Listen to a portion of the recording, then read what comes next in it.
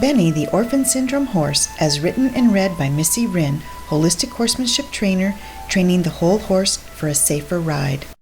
One day, Cindy, the owner of my local feed store, asked if I would help train a horse that she had gotten for her 8-year-old daughter. "Sure," I said confidently. "What's his story?" Little did I know that one innocent question would lead me on the journey to establishing holistic horsemanship, training the whole horse.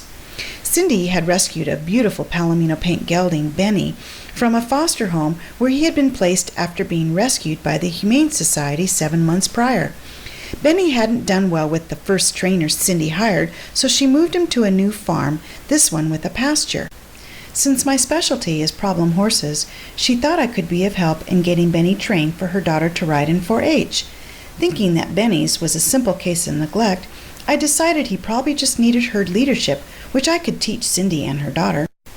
On the day we were to begin training, Cindy called me, obviously tired and frustrated. "Would you just take him?" she asked. "He's too much. I'm spread too thin. What with selling my business, I simply don't have time to deal with him." Cindy really loved and cared about Benny's welfare and wanted him to have a good home, especially because of his past. She explained in detail Benny's history, which was more than a classic case of neglect. Currently, he had string halt in addition to weight loss from being moved to a new location and pasture. But still I was thinking, how bad can it be? He was rescued over 7 months ago. I agreed to take him. However, nothing could have prepared me for my first meeting with this long-neglected horse. The next day, we were to drive together to pick up Benny. As we started to leave the feed store, one of Cindy's employees came running out with some treats, asking if Cindy wanted them to catch Benny. When Cindy responded, "No, Missy the horse whisperer will catch him," I cringed. Now the pressure was on, especially since the prior trainer was going to be there too. Once in the car, Cindy handed me a well-organized notebook with loose photos, Benny's registration, and a transfer report dated April 1st, 2004. She continued telling me the details of Benny's rescue. This poor horse had been locked in a stall for 2 years while the owners were dealing with a family crisis. She went on to say that Benny was rescued by the Humane Society along with a few other horses. The people who owned him were instructed to dismantle their barn to avoid prosecution. Cindy pulled out one of the photos from the notebook that showed Benny covered in fecal matter. It was appalling. She explained that Benny had had to shed out his coat since the fecal matter was stuck to his skin, and any attempt to clean it off resulted in raw open sores. Not only that, but when Benny was pulled out of his stall, his left front hoof had to be hacksawed off because it had grown out to the point of curling. Now his front left hoof was still a club, and he had to be tranquilized for the farrier each visit due to the string halt. I was no longer thinking. At this point, I was just numb with shock. Cindy warned me that because of the string halt, Benny would pull his back legs up involuntarily and slam them down, making it difficult for him to stand, especially when he was excited. "Oh, by the way," she added, "Benny's in a 3-acre pasture and stopped eating in the last few days, ever since his pasture mate was sold and taken away." I assured her that I still wanted him. We pulled into the driveway of a lovely home surrounded by forest and pasture. In sharp contrast to the beauty of the place was Benny. His gigantic head was like the bobblehead on a toy, bobbling on a rack of bones, his fur barely clinging to his skin. He was running up and down the fence line, crying and wailing to the other horses across the fence. I took my halter and lead rope and headed out to the 3-acre parcel. The owner of the property, the uncle of the prior trainer, offered his advice. "I've got a shotgun if you want it." I flinched in disgust and assured him I wouldn't need it. Benny turned to look at me and then resumed his crying and pacing. I began my holistic joining, moving him off by twirling the lead rope and pointing in the direction I wanted him to go, and then releasing my pressure by turning my back when he moved. I continued moving him from here to there as a lead horse will do until he finally turned and looked at me. I immediately turned my back and said, "Good boy." I slowly walked up to him with my hand outstretched and my eyes lowered with one shoulder towards him. He allowed me to touch his face, and then he started to run off, so I made it my idea by shooing him away. Each time Benny allowed me to approach, he gained confidence, little by little, as I rubbed him with the halter on his face and then on his neck. In half an hour, I had the halter on Benny. I started walking him to the gate when suddenly his back feet started kicking at his chest, springing upwards as his back end muscles quivered. Cindy cried out, "That's the string halt. Keep moving forward so he doesn't fall down."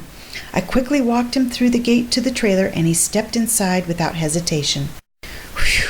I quickly took off his halter and slammed the door.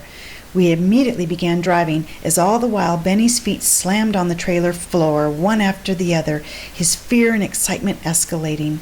With each stop for traffic, I knew Benny was struggling to keep himself upright while his legs continued to fail him, his feet kicking his chest uncontrollably. My heart ached for his suffering. I got Benny unloaded and put him out in a small pasture with a loafing shed adjacent to a larger pasture where my mare and gelding lived together. The ground was soft from days of rain. Benny soon wore a muddy trench along the fence line, wanting to be with the other 2 horses. Every day he would pace, crying and sweating, making it difficult to get him to eat, let alone get any weight on him. I finally broke down after a few days and decided to put him in with my other 2 horses. This proved to be a huge mistake. Immediately, poor Benny was ruthlessly chased by my gelding Paco. I intervened within moments, screaming at Paco to stop, but to no avail. Benny saw me at the gate which separated the pastures, and thankfully he came running up to me, his terror-filled eyes pleading for my help. I opened the gate and he ran in with Paco close behind, but I slammed the gate shut just in time, locking out Paco. That experience was a huge revelation for me about Paco and herd behavior. Benny smelled bad, looked bad, limped, and appeared to be a threat to the herd, so Paco was only acting out of instinct to protect his herd mate. I had made a terrible mistake, and Benny had paid a painful price. In order to help Benny with his herd-bound loneliness, I rotated my mare between the geldings. This helped tremendously. I started working with Benny on foot handling and basic ground manners, but he would rear and try to bite me. He would completely flip out when I tried to take him in hand for a little stroll down the road. One day, a curious neighbor stopped to chat. He had noticed Benny's strange gait due to the string halt as I walked Benny along the road. As we stood there chatting, Benny had a meltdown. He tried to run over me, then reared and struck out. My neighbor was very concerned for my safety, but for some reason, I wasn't scared. I just knew that Benny was going to be a challenge and needed time to heal. When my farrier first saw Benny, he started to laugh. "Missy, you bought yourself a 4-footed foundered horse." I told him that I hadn't paid anything for Benny, but that I knew if anyone could help with his founder, it was him. My farrier has a master's level certification as a natural barefoot trimmer and balance shoer. That day, I discovered Benny had 4 rotated coffin bones and 1 sinking coffin bone, along with contracted flexor tendons and, of course, the string halt. A sinking coffin bone usually means death for most horses, but my farrier was positive and willing to partner with me in Benny's recovery. The back feet were horrible to trim. With his string halt flaring, Benny was unable to stand still, and with contracted flexor tendons, he didn't have much flexibility in lifting and holding his foot up. My farrier was patient and kind, all along gently balancing each foot on the toe of his boot for just a moment in between string halt flare-ups. We all made it through that first trim, but not without skin knuckles and a few bruises from flailing hooves. I continued working with Benny on ground manners. Progress was slow. Benny learned to lead more safely, but struggled with boundaries, wanting to be near me and in my space without permission. He had difficulty backing up due to his contracted flexor tendons and string halt, so he would rear just slightly while shaking his head at me as if in frustration. Benny always tried to nip me, especially when flexing. Sometimes I'd actually hear his teeth snapping in the air at me. Whenever I reprimanded him for his dangerous behaviors, he didn't seek the comfort of appropriate behavior as a normal horse would. This was so puzzling to me. From my trainer's point of view, horses are fairly predictable and quickly learn within the first couple of sessions that dangerous behavior doesn't pan out, so they are willing to learn appropriate behavior to get along with me as their herd leader. It is simple herd leadership, but Benny could not grasp the language or understand herd communication. I tried every method I knew. I explored, researched, and applied other methods, along with seeking the opinions of fellow trainers, but nothing worked. Most of the other trainers I consulted advised me to hit him or have him euthanized. Euthanized because he doesn't conform to the ideals we expect? Maybe my expectations were not correct for Benny, but I was not going to give up. I felt challenged to communicate with Benny in a way that would make him a safer horse, thereby allowing me to give him the quality of life he deserved. By the 3rd month, I had my vet out to float Benny's teeth, thinking to eliminate pain as a reason for biting me.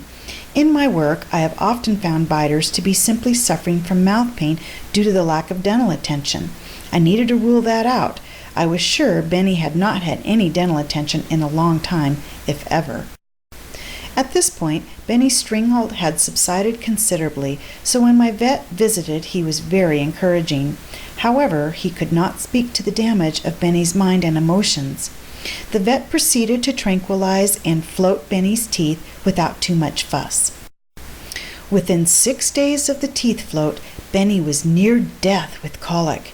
I had been gone all day, and when I came out to the barn that evening, Benny was spinning around, lying down, and getting up again. He was sweating profusely, obviously in a lot of pain.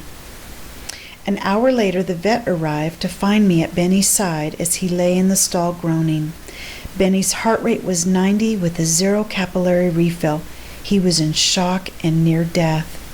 We struggled successfully to get Benny on his feet so the vet could administer something for pain relief and perform an examination. During the intestinal exam, a huge explosion shook the entire barn. My husband and I were stunned. A minute later, there was another explosive release of gas from Benny. It was then we noticed our vet up to his shoulder, embedded in Benny's rectum, examining his intestines, his face turned sideways, grimacing from the gas. Luckily, the bowel was not twisted or impacted, so Doc tubed him and told him to give him Banamine for his pain, gently cautioning me that Benny might not make it through the night. I was up all night with Benny, taking his pulse every 45 minutes, managing his pain, and making sure he didn't try to roll. By 2 a.m. he was wide awake, hollering at his herd mates, and pacing his stall, wanting outside. It was an amazing recovery. I had had one other horse at my barn colic after a tooth float, so after Benny's, I've treated every horse that had a tooth float or tranquilized for a medical procedure as a post-surgery patient. This entails bran mash and soaked hay to assist the peristalsis action, since many horses reduce eating after a dental procedure because of a painful mouth. In addition, tranquilizers slow the gut, so I turn my horses out in a larger pasture to promote broader movement, thus assisting with gut and peristaltic action as well. 6 months later, Benny had made enough progress in his training that he only tried to bite me once during each session. He had to try at least once early in the session to get it out of his system, though he knew he was going to get in trouble by a tap under his chin and getting backed up while I made the shh sound. He could flex softly, yield his hind and forequarters, and stand quietly as I tossed the rope over his back, around his feet, and slapped it loudly on the ground. What I learned is that Benny needed to play with me, but I had to set some rules. We could play the "I'm gonna get you" game so long as he maintained a safe distance. I used my 4-foot stick to keep him out of my space, simply tapping him if he was too close. I would spin around and face him, backing him up suddenly. He in turn would rear, hop, and run off. This is what he wanted all along, someone to play with. Our relationship began to blossom as I became more in tune with his needs. Warm-up time was just play until he had his fill. Then we could get on with the session. I figured since Benny was 12 when I got him, he must have had some riding in his early years, so it was time to try.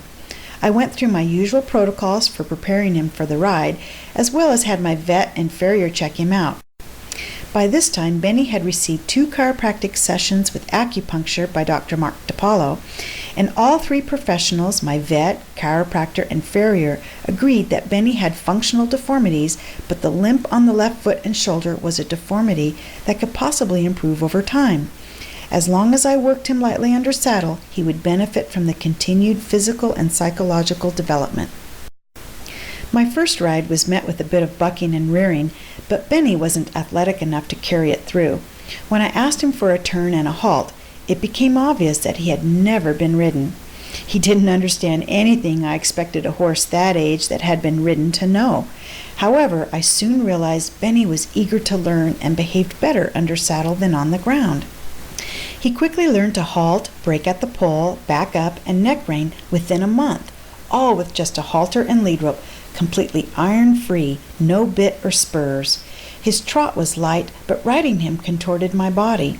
His limp would cause his left shoulder to drop, while his contracted flexor tendons pushed me forward, so that I was practically riding on his neck.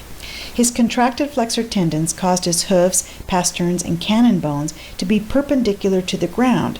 His right hip was higher and forward, since his right rear hoof was somewhat like a club foot.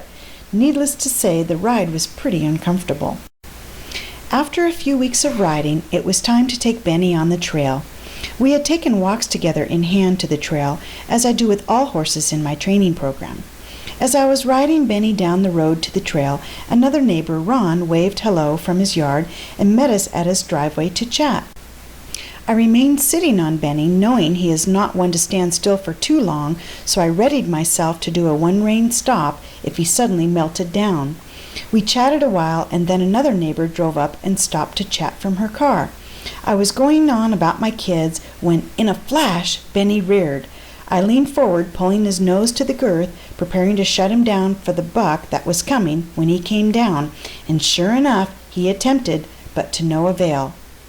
I disengaged his hind quarters while holding his nose to the girth as we spun around for what seemed minutes, yet only seconds. When he stopped moving his feet, I released his nose, stroked his neck, and finished my sentence as if nothing had happened, my neighbors' eyes bugging out of their heads and their jaws agape. One neighbor decided she'd better get home and drove off. I waved goodbye to Wryn and headed on down the trail. I didn't want Benny to think he'd just got away with something, so I acted as if nothing had happened. I did a lot of one-rein stops that day because Benny didn't seem to think he had to stop when I asked. It was just a short trail ride, but a huge leap forward for Benny and me in our growth of trust and confidence. Though Benny's behavior and manners on the ground were less than desirable and for all appearances seemed dangerous, within weeks he became the lead horse on the trail when Paco was teaching one of my students how to trail ride. Even with all of the improvement, by the end of a year, I came to the painful realization that Benny simply wasn't going to improve much more when it came to ground manners and safer behavior. He could perform for me, lunging, flexing, yielding, and was reasonably rideable, but only for me. I knew that Benny could not develop much beyond his stunted emotional and psychological conditions. This realization inspired the phrase orphan syndrome, referring to behavior patterns that develop because orphaned and isolated, a horse like Benny lacks in whole or part natural brain development. Benny truly means well and simply struggles to control his impulses. Playing with him has become a wonderful way to meet his needs for companionship and for us to be together. Understanding the underlying issues of Benny's behavior has given me a deeper compassion for him and opened my eyes to the fact that there is always a sound, legitimate reason for so-called bad behavior and training problems. Once again, this time with Benny's help, it was clear that problems are not always training issues. Ooh, you're all excited. Goodness sakes. Yeah. What's up, big guy, huh? Mr. Beauty Pants, huh? What's going on? You gonna come take a look at the Equispirit ball? Yeah, that's what I was jumping on. You're excited about that, huh? Okay, all right, you want to play. Okay, you and I, let's play. Give me a kiss. Mwah. Okay, say goodnight, everybody. Gotta play. So, Benny, what you got there? What you got there? You got Paco's fly mask? You're so funny. You are the Dennis the Menace. Yes, my darling character. But Noodle, look at you. I know, Paco. Paco's like, what? What? Did you put it down? No, you still got it? You give me so much pleasure watching you. You are so fun. Ooh, squirrel, bright shiny things. Okay, darling, you want some itcha scratcha? Yeah, oh, it's a scratch. Oh, that feels good. Yeah, I'm scratching. Oh, yeah. Oh, that feels so good, doesn't it? Oh, that feels so good. Oh, yeah. Oh, just pink lips, too. Oh, goodness gracious. Oh, that feels so yummy. It's a scratch. Yeah. Okay, time for breakfast now. All right. Oh, yeah. Gotta get to breakfast. Okay, darling. Kisses. Love ya. All right, you have a great day. Of course, it's raining and crappity, but I'll be out here at lunch. All right. Bye. I'll see you later. Mwah. That's it. Try to get the ball. Good boy. Good boy. Oh, trying to bite it. Come on, buddy, you can do it. That's an Equispirit ball. Lisa Ross Williams and Kenny Williams, they sell them on their website. Natural Horse Magazine is how I know Lisa. I think you just go to Equispirit and you will find these balls. It's a lot of fun. It's fun for Benny. And I love bouncing on them and stretching on them for myself. Get it, Benny, get it. He's trying to pick it up, and really, it is reduced in air. He just can't seem to get a hold of it, so I'm going to have to go over there and get him a piece to pick up on, because he'll pick it up. Oh, you almost got it, buddy boy. Oh, come on, keep at it. Oh, come on. I want you to bite it. So what did you want to talk to me about? Yeah, I see Paco kind of bit your nose, but I bet you kind of had that coming. You know how you can be kind of pesty. So I don't think that's really Paco's fault so much as yours, my darling. I think that's part of yours. Yeah. So what else did you want to talk about? Oh my. You gonna try to bite me? Yeah. So, can you give me a kiss? Oh, okay, fine. Kiss? Yeah, you're a good boy. Hi, Benoodle. You're eating carefully, but you are eating. That's very encouraging. And Benny ran around a little bit. Here comes Paco to push him off the good food. But you have to share, Paco, because Benny needs that soft stuff. Oh, look at you. Oh, pissy poo. Okay, you're going to eat that. And Mr. Poop Cupboard's going to eat that. All right, darlings. Well, Benny, you're off for the week. You don't have to run around because I don't want to create any throbbing in your mouth, blood pressure going up. So you're off this week of exercise. Aren't you lucky? Paco, you and I, we need to get to work. Okay. Say goodnight, everybody. Night-night. See you soon. Now you're feeling better. Ooh, look at all that dust. Oh, my God. I'm getting covered in it. But I'm glad to see you feeling better, handsome. Yeah. That's so much better. Oh, gotta stretch. That's a boy. Oh, that feels good, huh? Yeah. You gonna blow it out? You gonna play with your ball? Good. What a good boy. Yep, Benny's starting to feel better. That takes a load off. So it's evening here in Estacada, and we've got high winds, really cold weather, freezing rain, and you can see, the wind is blowing, and Benny's hair is standing straight up. This is what keeps him warm, not a blanket. A blanket would smash that hair down and not allow the natural insulation of an air trap between the hair and his undercoat.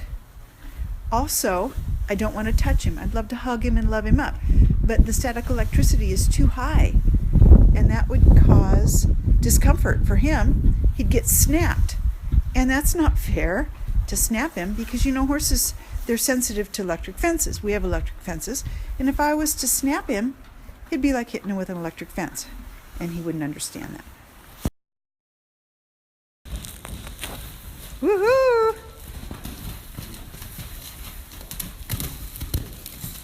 Oh, got you both excited with the ball, huh?